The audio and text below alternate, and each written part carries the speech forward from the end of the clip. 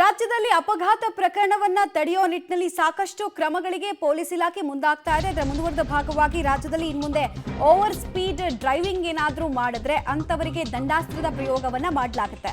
120-130 ಕಿಲೋಮೀಟರ್ಗಿಂತ speed ಆಗಿ ಗಾಡಿಯನ್ನ ಓಡಿಸಿರೋದು ಕಂಡು ಬಂದ್ರೆ ಅಂತವರ ವಿರುದ್ಧ ಎಫ್ಐಆರ್ ದಾಖಲಿಸಿಕೊಳ್ಳೋದಕ್ಕೂ ಕೂಡ ಈಗ ಡೈರೆಕ್ಷನ್ ಕೊಡಲಾಗ್ತಾ ಇದೆ. 105 ಕಿಲೋಮೀಟರ್ಗಿಂತ ಹೆಚ್ಚು ಸ್ಪೀಡ್ ಆಗಿ ಓಡಿಸಿದ್ರೆ ದಂಡವನ್ನ ಹಾಕಲಾಗುತ್ತೆ. ಸೊ 130 ಕಿಲೋಮೀಟರ್ಗಿಂತ ವೇಗ ಇದ್ರೆ ಎಫ್ಐಆರ್, 105 ಸ್ಪೀಡಲ್ಲಿದ್ರೆ ಫೈನು.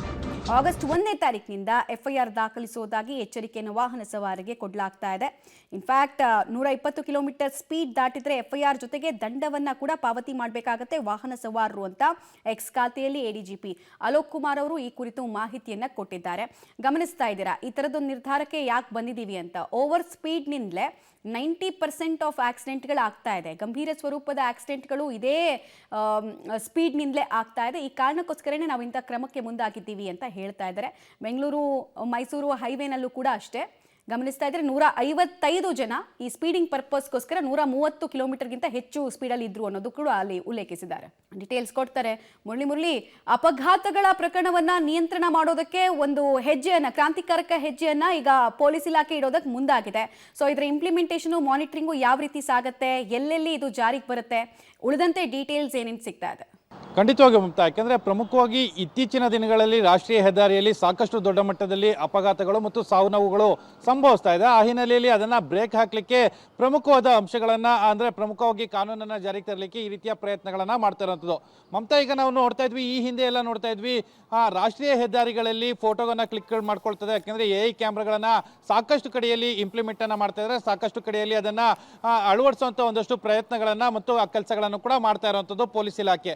ಆ ಹಿನ್ನೆಲೆಯಲ್ಲಿ ಇಲ್ಲಿ ತನಕ ಏನು ರ್ಯಾಶ್ ಡ್ರೈವಿಂಗ್ ಅನ್ನ ಮಾಡಿದ್ರೆ ಅವರ ಕಾರಿನ ವಿರುದ್ಧ ಅಥವಾ ಚಾಲಕನ ವಿರುದ್ಧ ದಂಡ ಪ್ರಯೋಗವನ್ನ ಮಾಡ್ತಾ ಇದ್ರು. ಆದರೆ ಈಗ ಅದಕ್ಕಿಂತ ಮುಂದೆ ಒಂದು ಹೆಜ್ಜೆ ಮುಂದೆ ಹೋಗಿ ಅವರ ವಿರುದ್ಧ ಒಂದು ಎಫ್ಐಆರ್ ಅನ್ನ ದಾಖಲು ಮಾಡುವಂತ ಕೆಲಸಗಳನ್ನು ಕೂಡ ಮಾಡ್ತಾ ಇರುವಂತದ್ದು. ಅಂದ್ರೆ ಆಗಸ್ಟ್ 1ನೇ ತಾರೀಕಿನಿಂದ ಇದೆಲ್ಲ ಕೂಡ ಇಂಪ್ಲಿಮೆಂಟ್ ಆಗ್ತಾ ಇದೆ. ಅಂದ್ರೆ ಈಗಾಗಲೇ 155 ವಾಹನಗಳು, ಅಂದ್ರೆ ಅದು ಬೆಂಗಳೂರು ಮೈಸೂರು ಎಕ್ಸ್ಪ್ರೆಸ್ ವೇ ಇರ್ಬೋದು, ಜೊತೆಗೆ ಪುಣೆ ಎಕ್ಸ್ಪ್ರೆಸ್ ವೇ ಇರ್ಬೋದು, ಬೇರೆ ಬೇರೆಯ ರಾಷ್ಟ್ರೀಯ ಹೆದ್ದಾರಿಗಳೇನಿದ್ದಾವೆ, ಹೆದ್ದಾರಿಗಳಲ್ಲಿ ಈಗಾಗಲೇ ಸಾಕಷ್ಟು ಕಡೆಯಲ್ಲಿ AI ಕ್ಯಾಮ್ರಾಗಳನ್ನ ಅಳವಡಿಕೆ ಮಾಡಿದ್ದಾರೆ.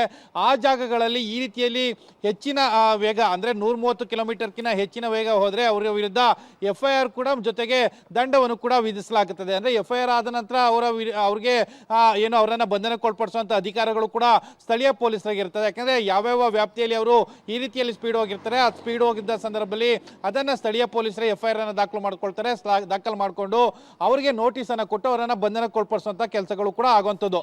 ಅಕಸ್ಮಾತ್ 105 ಕಿಲೋಮೀಟರ್ಕಿಂತ ಹೆಚ್ಚಾಗಿ ಹೋಗಿದ್ರೆ ಅವರ ವಿರುದ್ಧ ದಂಡ ಕಾಯ್ದೆ, ಅಂದ್ರೆ ದಂಡದ ಎಷ್ಟು ರ್ಯಾಶ್ ಡ್ರೈವಿಂಗ್ಗೆ ಎಷ್ಟು ಮತ್ತು ಸ್ಪೀಡ್ ಡ್ರೈವಿಂಗ್ಗೆ ಎಷ್ಟು ಅಂತ ಹೇಳಿ ದಂಡ ಇರುತ್ತೆ, ಆ ದಂಡವನ್ನು ವಿಧಿಸಕ್ಕೆ ಈಗ ಆದೇಶವನ್ನು ಕೂಡ ಮಾಡಿರುವಂತದ್ದು. ಮಮತಾ, ಆಲ್ರೈಟ್, ಧನ್ಯವಾದ ಮುರಳಿ ತಮ್ಮೆಲ್ಲ ಮಾಹಿತಿಗಾಗಿ.